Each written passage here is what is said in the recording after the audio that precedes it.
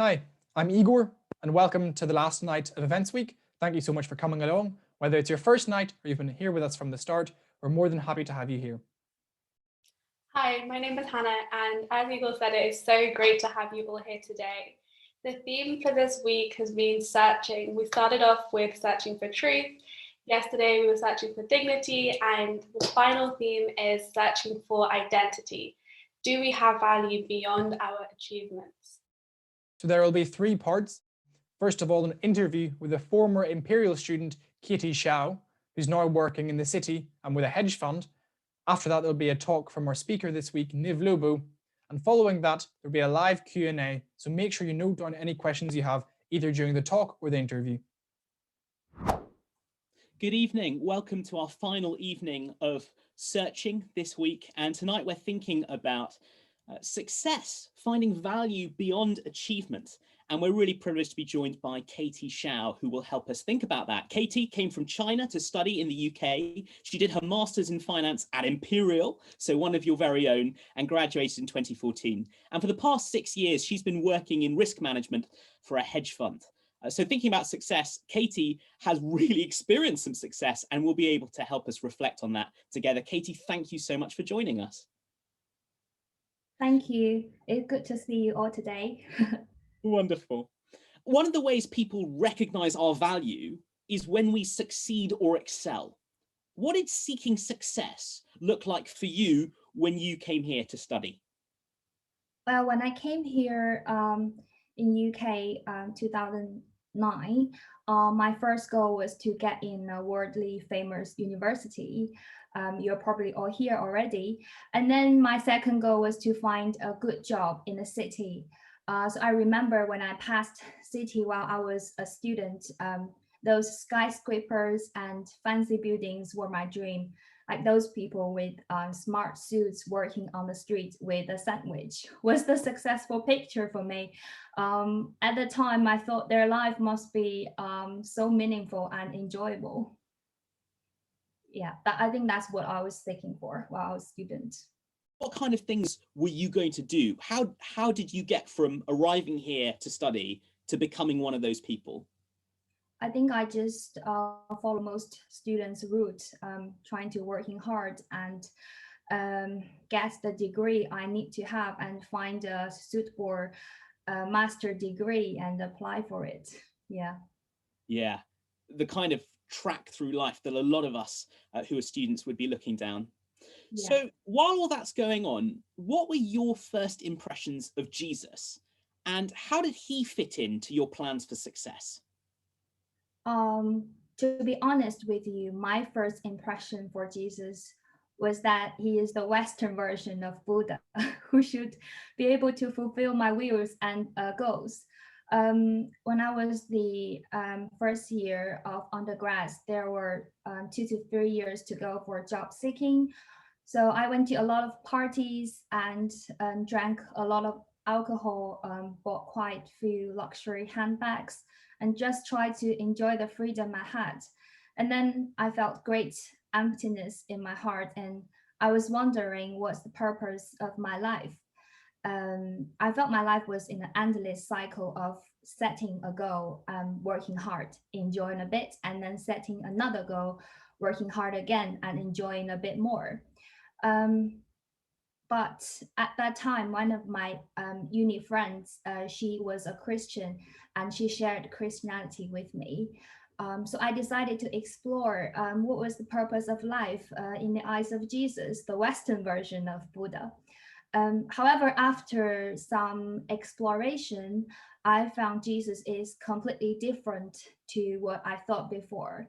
He is not a Western version of Buddha who exists to fulfill our passion and goals with exchange of our offerings, but he's a servant king that would love to give up his life to offer us eternal life without any conditions. What he offered was so much better and so much more than I wanted. What I wanted was only temporary success, but what he offered is eternal life, children of God. It made me think more about the purpose of life. That's brilliant, Katie. And you put it so well there. He wanted more for you than the success you were looking for. So does that mean that there was a clash between what Jesus wanted to give you and your dream of success? Obviously, you are currently successful working in the city, and at the same time, you're a Christian who follows Jesus. Do those things fit together? And if so, how? I think those definitely fits in together. I think after 6 years working in the city and seeing a lot of elite people, I found sometimes the more successful you are, the more sometimes your life might be harder, and you would realize so many things are not in your control. So life after school is definitely not a linear function. The more you input for your revision, the more scores you can get.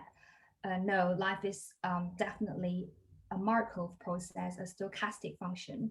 For people who don't know those math definitions, it generally means random and uncontrollable. For example, like what offer you can get, whether you can stay when there is redundancy. Let me tell you, it's very frequent. It's a high probability event. And who can be promoted in the annual review. Please don't expect complete fairness when you come to this. The more you get, the more like it seems to be like a deeper hole you can get that you need to fill in our hearts, and the more insecurity we could have. I think that's probably why rich people would buy a lot of insurance. All of those insecurities were caused by pursuing of material gain of this world and self-centered pleasures. And this is actually what we call sin in the Bible. Thus, I think all people are really need Jesus, as he would provide internal security. And that actually completely changed my plan. So in the New Year resolution, I wouldn't set up goals like increase my salary, find a better position, or change a better house. I would reflect myself. How am I going to use the gifts that God has given to me to best serve other people? And how can I be honest and hardworking employee even when I'm working from home? And how can I best be more like Jesus? And those are my new plans. And I don't care which company I work for or which position or title I have each year. I guess that's because I have the full security which Jesus provided, and I don't need to bet my future on myself. That's amazing. Katie, thank you so much. And can I personally thank you for explaining the difference between linear functions and the other kind of function? Most Imperial students, they'll understand that. I didn't understand any of it. So thank you. Well, that's brilliant to hear. One of the things that it makes me wonder is, a lot of people assume, well, if you become a Christian and Jesus becomes part of your life, and that changes your life, then surely that means you end up becoming some kind of priest or minister, or deciding to work for a church, or joining a nunnery. And actually, I am someone who is training to be a minister of a church. So in some ways, I'm a bad example. What does it mean for you to be following Jesus, but not becoming, a worker in a church? Is it possible for someone to be a really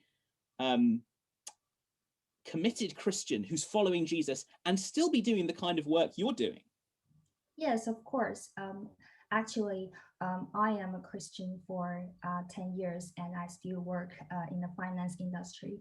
And my boss, which is the founder of my hedge fund, he is a really successful businessman, and he is a very committed Christian as well. God blessed him many fortune. However, I think God gives different people different gifts, which they can use in their life. So my boss has been a really good example to me, like how he valued his assets and company different to other successful businessmen, how he valued his employees, and how him being a good example of Christian in the workplace and also share the gospel, share this good news with other people in the industry.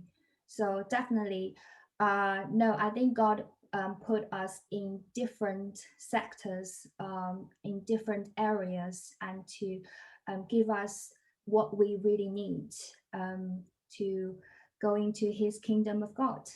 Yeah. Thank you so much. That's really well put. Some people think of Christianity as sort of a crutch for the helpless, not something that successful people need. It's for the kind of losers in life who kind of hit rock bottom, decide they need Jesus. Would you agree with that? No, I actually think that it depends on how you define helpless and successful. I think most successful people are sometimes the most helpless people. Once we realize how our life, how our assets are so volatile, your life is definitely, and your assets is definitely like a stock. It's volatile. Although it is moving upwards somehow, but it can drop from anywhere, and anytime you can't expect. And if you put your security in those volatile and uncontrollable stuff, then you would definitely feel helpless a lot of the time. And even we become billionaire or the most rich person in the world, we face death one day, just as like all other people. And what do you have there, and what's your hope? I guess that's the most important question we need to think. Brilliant. Danny, Katie, that's so helpful. And it made me think that, that at some level, what you're talking about in Jesus is something that speaks to all different kinds of people, whether you own a hedge fund or, like me, you don't even own a hedge. So that's really helpful. You've probably heard that joke before. Thank you so much for everything you've had to share, Katie. I think it's been so, challenging and quite exciting as well. And I hope it's something that we get to think more about in the talk in a moment. But just before we finish, a final question. In one sentence, who is Jesus to you today? I guess instead of those material goals being my Lord, Jesus is my Lord, and being a suffering servant for his kingdom is now my goal of this life. Wonderful. New goals. That's just brilliant to hear. Katie, thank you for spending time with us this evening. Thank you. Wow. So Katie's living the dream in the city, working for a hedge fund. I'm sure a lot of us would like to do that. But what she said that really struck me was the idea of a cycle of, setting goals, working hard to achieve them, and enjoying the success from that. But that enjoyment, it fades, and then you just have to repeat the cycle all over again. That's something that's really familiar to me, and I'm really glad she brought that up. What really resonated with me was the metaphor that Katie used, likening her value to a stock if we tie it to our achievements. It's fluctuating, it doesn't last long, and it doesn't sound like a good way of finding our value and finding our identity. And so let's hear Niv talk about the one who gives us fulfillment that lasts, but also the one that gives us value that isn't determined by Wall Street or Reddit. Thanks for joining us this evening. Our question is about finding value beyond achievement. And it's worth asking because success motivates us. We want to find our place where we all belong. We want to show the world what we can do. Prove to the people who love us or hate us or doubt us that we are capable. And we're after more than just survival. Part of us wants to stand out, to be known for something, to be more than average, to be valuable in a way that others recognize and respect. Speaking personally, I want to excel in the things I do. And we all feel the pull. We want to work hard to achieve something meaningful so that we can be someone meaningful. And with so much taken away from us in lockdown, getting ahead in internships or job applications, or showing the world how productive we've been, that can rescue us from feeling like we've wasted our time, wasted a year. if I destroy all the tasks on my to-do list, then maybe no one will notice how lockdown is destroying me. So even when we feel exhausted or spent or deeply tired, getting off the treadmill or even just slowing it down isn't an option, because it would mean getting left behind. Doors in life would close. Less money, less excitement, fewer opportunities. After all, when we meet new people, one of the first things we're asked is, what do you do? What do you study? Where do you study? And let's not pretend that there aren't more or less impressive answers to those questions. Achievement promises to make the difference between your dream job and lifelong professional disappointment, between you and the common crowd, because who wants to be average, between self-esteem and self-loathing. One of my favourite writers, Marilyn Robinson, makes an important point here. She says, value is a meaningful concept only where there is relationship, someone to do the valuing. The way we seek value in the positions or possessions we acquire is determined by the people around us, by our society. And the kind of value we can achieve is about meeting or exceeding people's expectations, someone else's or even our own. And in our society, achievement is the way to set yourself apart. Success is rewarded with money and respect, and it wins us privileges. And that can't be all bad. Can you imagine a world in which your achievements counted for nothing? In which people were valuable based on other measures like their family background or their class or their race? That would be unacceptable. So what's the problem? Well, it isn't with working hard and enjoying what we do. One of the things we see in the Bible is that things were meant to be that way. Work was meant to be fruitful and satisfying and bring us good things. The problem comes when achievement is how we find our value. When what matters about us comes down to what we succeed in doing. Because what you discover, if your value is something you have to achieve, is that you're left radically insecure. Why? Because real value isn't something we can achieve. Say your dream comes true. You excel. You come top of your year. You get that elusive and exclusive internship. You get into that relationship you longed for. Whatever you wanted and wherever you wanted to go, imagine you got it and you got there. What would happen? Can it all fulfill you when you succeed? Well, you celebrate, you pat yourself on the back, but have you really arrived? Again and again, people at the top of their fields tell us that it isn't enough, that they discover when they achieve their goal, the goalposts move, and they suddenly realise that they need to do more to top what they've accomplished. In lockdown, I don't know if you've been doing this, I've been revisiting old Spotify playlists, and Eraser from Ed Sheeran's second album makes the point really powerfully. He raps these lines, and I'm not really a rapper, but I'll have a go at trying to say them. He raps, "I used to think that nothing could be better than touring the world with my songs. I chased the picture-perfect life. I think they painted it wrong. I think that money is the root of all evil, and fame is hell, and relationships and hearts you fix, they break as well. And ain't nobody want to see you down in the dumps because you're living your dream, man. This should be fun." Elite sports people, business tycoons, everyone who's really succeeded all say the same as Ed Sheeran. This should be fun. For some reason it isn't. And as that Netflix classic BoJack Horseman once put it, that's the problem with life. Either you know what you want and you don't get what you want, or you get what you want and then you don't know what you want. And that's the problem with trying to achieve your value. Your achievements can't fulfill you when you succeed. It's never enough.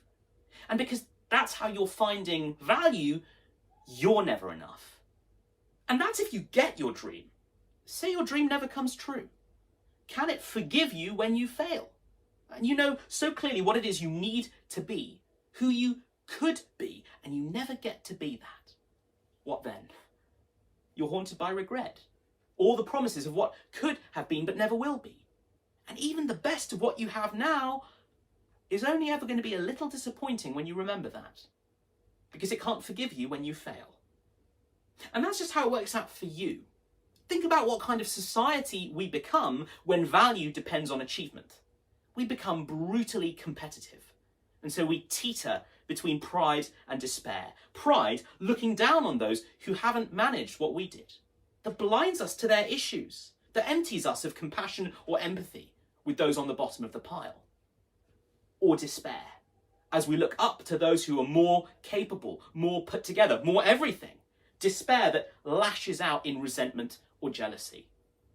Our achievements can't fulfill us when we succeed. They can't forgive us when we fail. And chasing achievement in order to find value, makes us competitive in ugly ways. It doesn't work. And that's because real value isn't something we can achieve. So how do we find value? How do we pursue success in a way that won't destroy us? In John's Gospel, a crowd come to Jesus who had just seen him do something miraculous and they wanted to see more. And in a back and forth conversation they have with him, they ask him this question. It's a desperate question, and actually it's their version of the question we're asking this evening in a first century Jewish context. They ask, and this is chapter 6, verse 28, what must we do to do the works God requires? Jesus has an answer to that, but before I get there, I wonder what you think he will say. A lot of people think he'll give a religious answer. Stop doing bad things, start doing good things, go to church, pray a bit more. But Jesus' response isn't about what we do.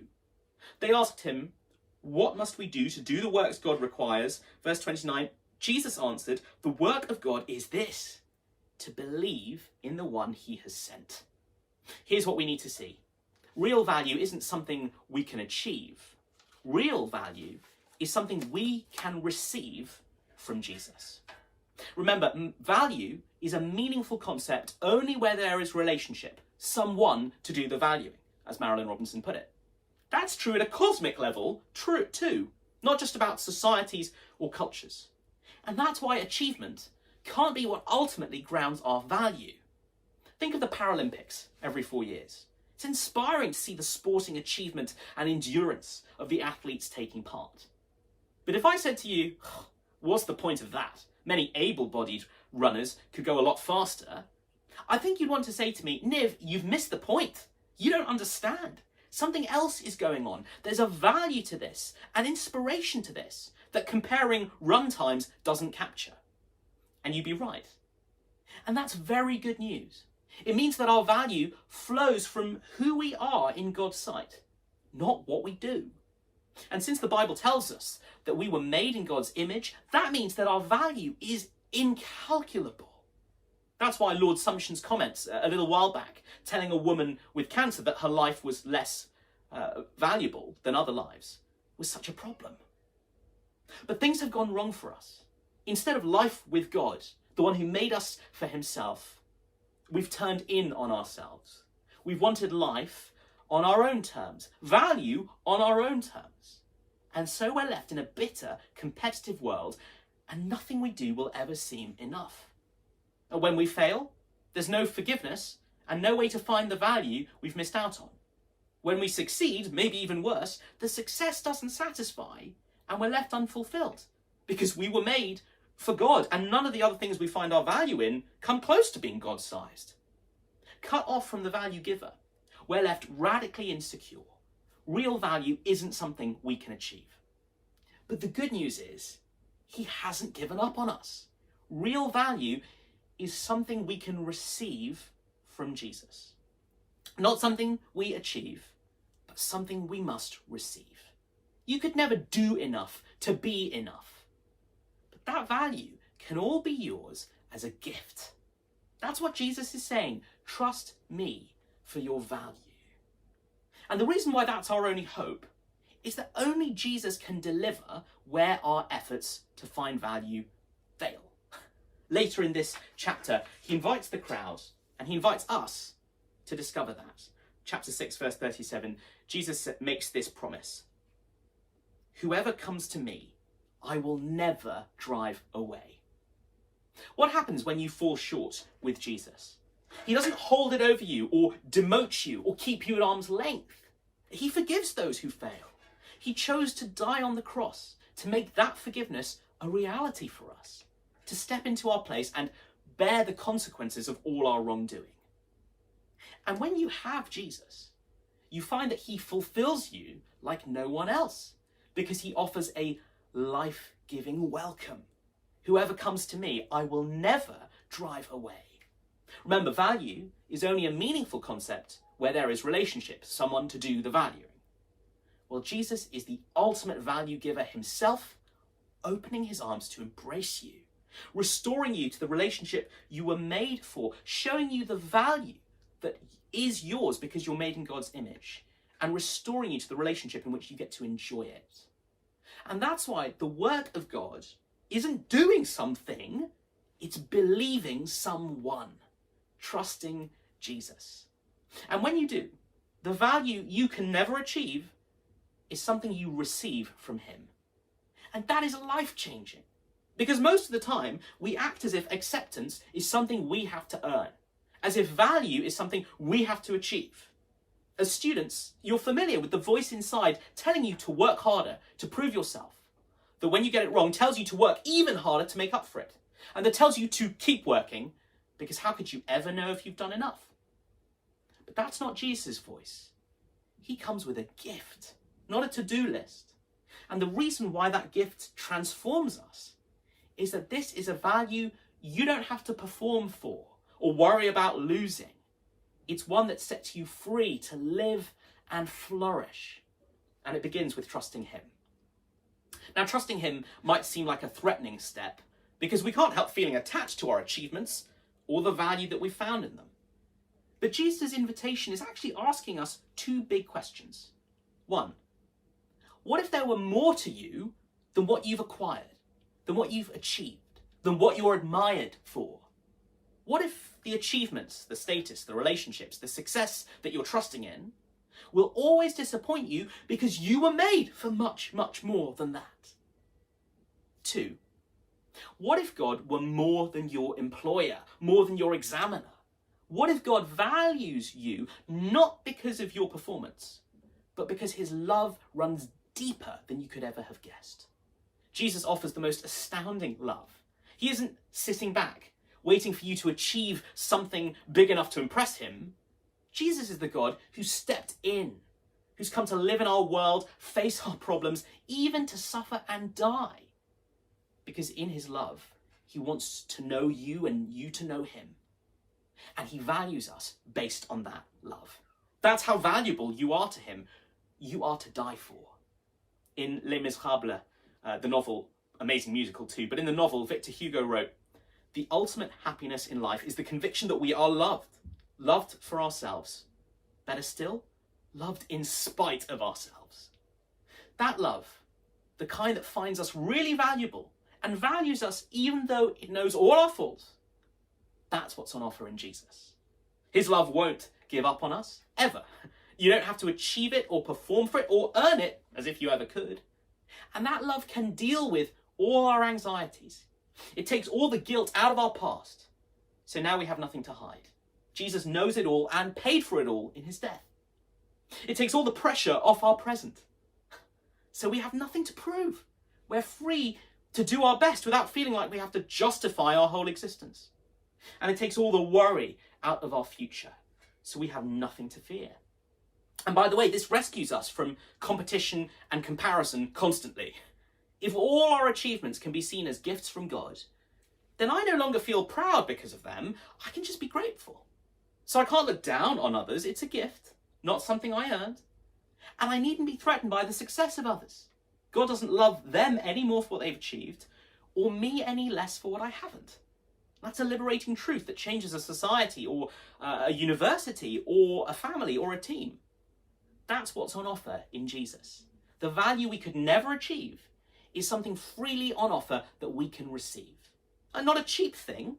It's something that was achieved at great cost, just not by us, by Jesus, and he gives it to us as a gift. Jesus' invitation is to stop chasing what can't fulfill you when you win or forgive you when you lose, but to be set free from the exhaustion and the anxiety of never doing enough and never being enough, and find real value in his love. So I'm going to pray a prayer now, giving us a chance to take Jesus up on his invitation, to believe in him, the one God has sent, And remember, he promises, whoever comes to me, I will never drive away. You may not be ready to pray this prayer with me yet, but if you are ready to discover that value and that freedom, feel free to say these words with me in your heart. Jesus, thank you for the love you offer. My pursuit of success is doomed to failure, unfulfilling when successful, unforgiving when I fall short. Thank you that you are better to me than I deserve. Thank you that you value me apart from what I achieve. Thank you that even though I've fallen short of you and rejected you, you valued me enough to die for me. And you've risen again from the dead so I can know you. I want to turn away from life with me at the center. I want to trust in you. I come to you now. You promise that you will never drive me away. So from now on, be my Lord and God. Be where my value comes from, and help me trust in you to follow you all my life. Amen. Thanks so much for listening. And do get in touch with people from the CU if that's a prayer that you prayed. So Niv's message is this: don't put your identity in your achievements, because even if you do achieve them, they won't fulfill you. And if you don't, there's no comfort for you. But instead, receive value and identity from Jesus, the one who knows all your faults and still deemed you worth dying for. And if you want to know more about the one who gives us value, the one who welcomes us even in our failures, Jesus, then we have 3 events taking place over the next few weeks with the Christian Union. The first one is Mondays with Mark, which is starting this Monday, where there'll be a series of talks given by students in the Christian Union on the Gospel of Mark, followed by a time of discussion. And then the second event that we have is Curious. This takes place every single Monday at 6 p.m. and we read through John's Gospel and see for ourselves who Jesus really is. And then the final thing is a one-to-one with somebody else in the Christian Union, and you can read through the Bible together, discuss what you're reading and who you see Jesus to be. And yeah, definitely encourage you to sign up for any one of those 3 events happening over the next few weeks. We would love to see you get involved with any of these events, so please do press the link in the description to get involved with that. Without further ado, we're going to have our live Q&A now, so I look forward to seeing your questions.